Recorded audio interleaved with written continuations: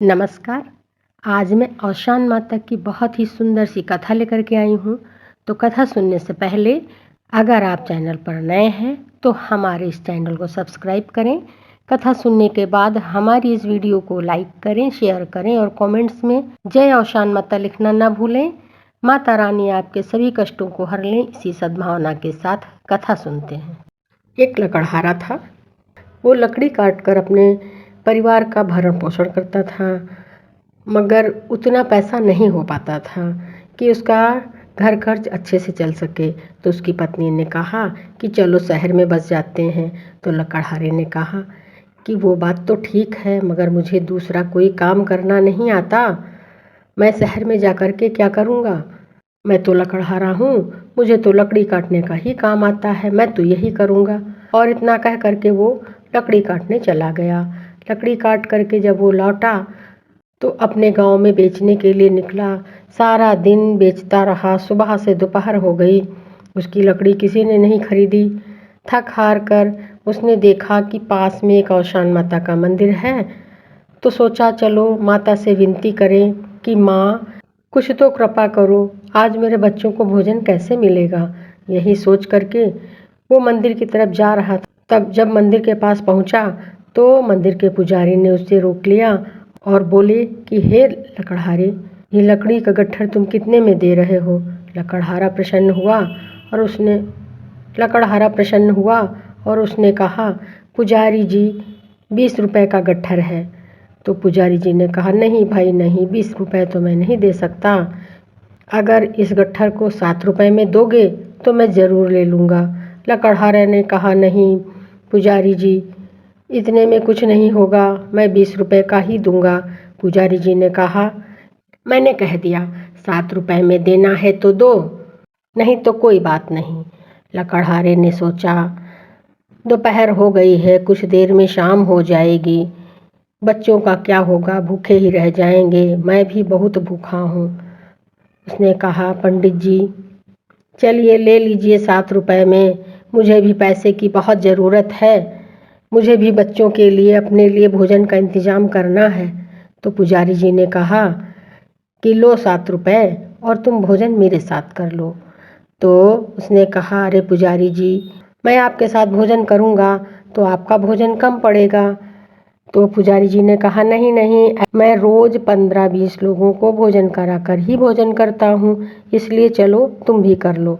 लकड़हारे ने भरपेट भोजन किया, बहुत अच्छा लगा और वो 7 रुपए ले करके अपनी पत्नी के पास पहुँचा। और जैसे ही उसने पत्नी को 7 रुपए दिए तो वो झल्ला कर बोली, ये क्या है? तो लकड़हारे ने सारी बात बता दी। पत्नी ने नाराज होकर 7 रुपए फेंक दिए और कहा, इतने में क्या होगा। लकड़हारे ने 7 रुपए उठाए और बाजार चला गया, वहाँ से खाने पीने की चीज़ें लाया। इधर पत्नी ने सोचा कि सब नसीब की बातें हैं, चलो कोई बात नहीं। और उसने एक युक्ति निकाली। जब लकड़हारा आया सामान लेकर के तो उसने खाना बनाया, सबको खिलाया और लकड़हारे से कहने लगी कि कोई बात नहीं है, कल से आप 2 गट्ठर लाइएगा जंगल से, एक गट्ठर औशान माता के मंदिर में पुजारी जी को दे देना और दूसरा गट्ठर बाजार में बेच लेना। देखते हैं भाग्य के भरोसे बाजार में मुझे कितना मिलता है, नहीं तो 7 रुपए तो पुजारी जी देंगे ही। दोनों बहुत खुशी से खा पी करके सो गए।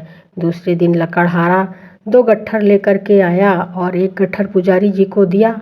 तो पुजारी जी ने कहा कि देखो भाई, जितने में कल लिया था उतने में ही लूँगा।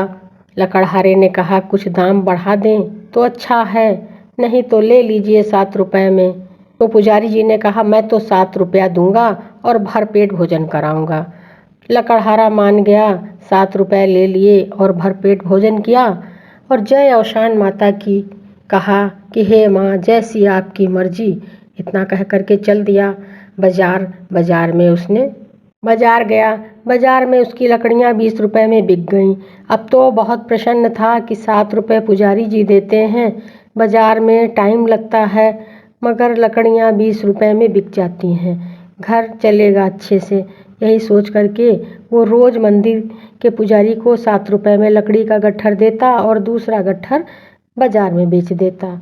एक दिन जब वो लकड़ी काटने के लिए जंगल में गया तो उसको कोई भी पेड़ सूखा नहीं दिखा। बहुत परेशान हो गया, काफ़ी दूर चलता चला गया, तब उसे एक सूखा पेड़ मिला। बहुत प्रसन्न हो गया और उसने कहा जल्दी से 2 गट्ठर ले लूँ, एक पुजारी जी को दूंगा और दूसरा गट्ठर बाजार में बेचूंगा। जब वो पुजारी जी के लिए गट्ठर बना ही रहा था तभी पता नहीं कैसे लकड़ी काटते समय एक लकड़ी उछल करके वहीं पास में एक ऋषि की कुटिया थी, वहाँ पर जा कर के गिर गई, जिससे उन ऋषि का ध्यान भंग हो गया और वो बहुत ही नाराज हो गए। कुपित होकर के बोले, किस दुष्ट ने ऐसा कृत्य किया है? और वो चिल्लाने लगे। तभी वो लकड़हारा घबरा गया और हाथ जोड़ते हुए ऋषि के पैरों में गिर पड़ा कि त्राहिमाम प्रभु, मुझसे बड़ी भूल हुई। और उसने सारा वृतांत कह सुनाया कि ये काम मैं अपने बच्चों के, बीवी के, परिवार के भरण पोषण के लिए करता हूँ, मुझे माफ़ कर दीजिए। मगर ऋषि बहुत ही नाराज थे, बहुत ही क्रोधित थे। उन्होंने कहा, नहीं, तुमने मेरा ध्यान भंग किया है, मैं तो तुम्हें कुत्ता बना दूंगा। इतना सुनते ही लकड़हारा गिड़गिड़ाने लगा और उनके पैरों में लिपट कर रोने लगा, मुझे माफ़ कर दीजिए, मुझसे बहुत गलती हुई, भगवान मुझे माफ़ कर दीजिए, मुझे अपने बच्चों के लिए माफ़ कर दीजिए। मगर ऋषि ने कहा कि मेरे मुँह से निकला हुआ एक एक शब्द सच होता है। मैंने तुम्हें कुत्ता बनाने के लिए कह दिया है, अब तो तुम कुत्ता बनोगे, तुम्हें कुत्ता बनना पड़ेगा। तो वो कहने लगा कि प्रभु, मैं कुत्ता बन जाऊंगा तो मेरे परिवार का क्या होगा? ऋषि को भी दुख था, मगर उनके कहे हुए वचन खाली तो नहीं जाएंगे। उन्होंने कहा, ठीक है, जो मैंने बोला कि तुम्हें कुत्ता बनाना है तो तुम्हें कुत्ता बनना पड़ेगा। रही बात तुम्हारे परिवार की, बीवी बच्चों की, तो मैं तुम्हें सांत्वना देता हूँ कि जब तक तुम कुत्ते से मनुष्य योनि में नहीं आते तब तक उन्हें खाने पीने की कोई चिंता नहीं होगी, कोई भी परेशानी नहीं होगी, मैं सब कुछ देख लूँगा, मेरी कृपा होगी। अब तो वो कुत्ता बन गया, बहुत रोता रहा, परेशान था। तो ऋषि ने कहा कि देखो तुम यहाँ रो नहीं, मेरे मुँह से तो जो निकल गया वो तुम बन गए। अब तुम जाओ अपने गांव में, वहाँ पर जो सबसे अच्छा हो, जो दान करता हो, मन का अच्छा हो, जिसमें कोई राग द्वेष घमंड ना हो, उसके घर का यदि तुम खाना खाओगे तो तुम पहले के जैसे लकड़हारे बन जाओगे। तो कुत्ते ने कहा कि कैसे पहचानूंगा कि ये अच्छे घर का खाना है? तो ऋषि ने कहा, जब तुम खाना खाओगे तो तुम्हारा शरीर सफ़ेद हो जाएगा और सफ़ेद जब पूरा शरीर हो जाएगा तो तुम पहले के जैसे लकड़हारे बन जाओगे। तो कुत्ता चला आया, भागता परेशान होता हुआ उसी पुजारी के यहाँ पहुँचा, जिस पुजारी के यहाँ वो 7 रुपए में लकड़ी का गट्ठर बेचता था। अब जब वहाँ पहुँचा तो देखा 15-20 लोग खाना खा रहे थे और पुजारी जी भी साथ में खाना खा रहे थे। कुत्ता कोने में बैठ गया। जब सबने अपने पत्तल फेंक दिए तब पुजारी जी ने भी अपना पत्तल एक कोने में रख दिया तो कुत्ता दबे पाँव गया और उस पत्तल को चाटने लगा। मगर उस पत्तल में कुछ नहीं था, क्योंकि पुजारी जी तो बहुत अच्छे मन के थे, वो अन्न का अपमान कभी नहीं करते थे, वो इतना ही खाना लेते थे जितना उनको चाहिए था। मगर जो कुछ भी जूठन, जो कुछ भी लगा था, कुत्ते ने बड़ी श्रद्धा से चाटा तो उसने देखा कि उसका थोड़ा सा शरीर सफ़ेद पड़ गया। बहुत प्रसन्न हुआ और भागता भागता फिर ऋषि के पास आया, सारा वृतांत कह सुनाया। तो ऋषि ने कहा कि कोई बात नहीं है, तुम जाओ अपने गांव में जाओ, दूसरे गांव में जाओ, 4 गांव हैं, कहीं दूसरे गांव में जाओ, कहीं भी जाओ, कोई तो मिलेगा जो अच्छे मन का होगा। कुत्ता बहुत परेशान था, इधर उधर भटक रहा था। तभी उसे पता चला कि एक गांव में एक साधु बाबा आए हैं, लैया चना गुड़ और पानी का भंडारा कर रहे हैं, भर पेट लैया चना गुड़ खाओ और पानी पियो। कुत्ता बहुत प्रसन्न हो गया। उसने कहा, भंडारे में तो लोग ले लेते हैं, खाते थोड़े ना हैं, इसलिए ज़्यादा से ज़्यादा पड़ा ही होगा। और उसने देखा कि जो भी लैया चना गुड़ खा रहे हैं उनका बचता है तो वो रख लेते हैं और चले जाते हैं। अब तो वो बहुत परेशान हो गया कि अरे, यहाँ तो मुझे कुछ मिलेगा ही नहीं। उम्मीद से बैठा हुआ था। तभी उसने देखा कि जब भंडारा समाप्त हुआ तो वो जो साधु बाबा थे उन्होंने लैया चना गुड़ खाया और थोड़ा सा कोने में रख दिया। वो दबे पाँव गया और चुपके से उसने उस साधु बाबा के रखे हुए दोने में जो लैया चना गुड़ था और जो पानी था उसने खा लिया और पानी पी लिया। जैसे ही उसने लैया चना गुड़ को खाया और पानी पिया, उसका पूरा शरीर सफ़ेद हो गया और देखते ही देखते वो लकड़हारा बन गया। बहुत प्रसन्न हो गया और जा कर के वो जो साधु महाराज थे उनके पैरों में लिपट कर रोने लगा। कहने लगा, हे प्रभु, मैं तो धन्य हो गया, आपके प्रसाद से मैं तो धन्य हो गया। मैंने आपको कभी नहीं देखा, आप कहाँ से आए हैं। और जब वो उनके चरणों में लिपटा था और जैसे ही उसने अपने सिर को उठाकर उनके चेहरे को देखा तो देखा वो तो पूरी तरह से औरत बनते जा रहे थे। वो और डर गया। देखते देखते साधु बाबा एक बहुत ही सुंदर नारी के रूप में प्रकट हो गए।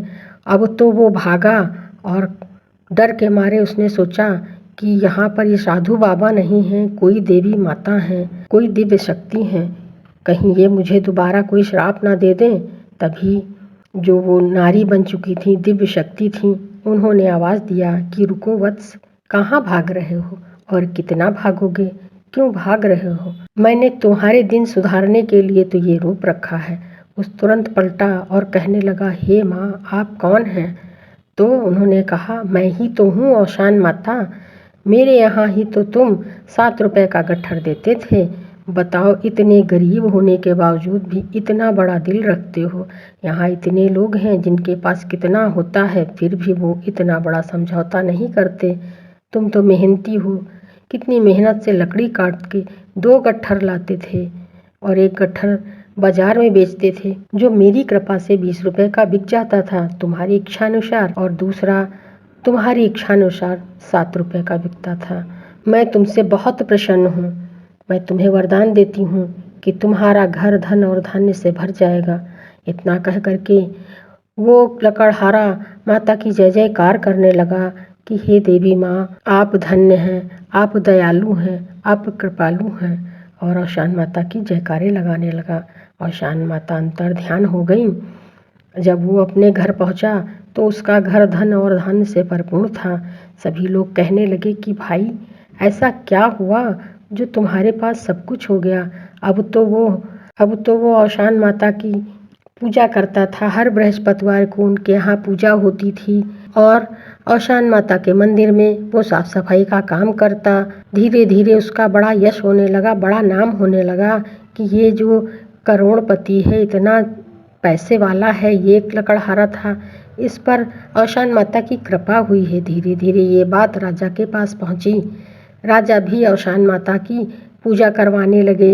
इस तरह से औशान माता की पूजा सभी करने लगे और सबकी मनौतियाँ पूरी होने लगीं। सभी बड़े प्रसन्न थे जब तक वो लकड़हारा जीवित रहा, औशान माता की पूजा करता रहा। तो ऐसी हैं औशान माता। बोले औशान माता की जय। जो भी सच्चे दिल से औशान माता की मनौती करता है, माता रानी उसकी मनौती अवश्य पूरी करती हैं। जाते जाते चैनल को सब्सक्राइब करें, वीडियो को लाइक करें और ये ज़रूर बताएं कि आपको हमारी ये कथा कैसी लगी। जय श्री कृष्णा। राधे राधे।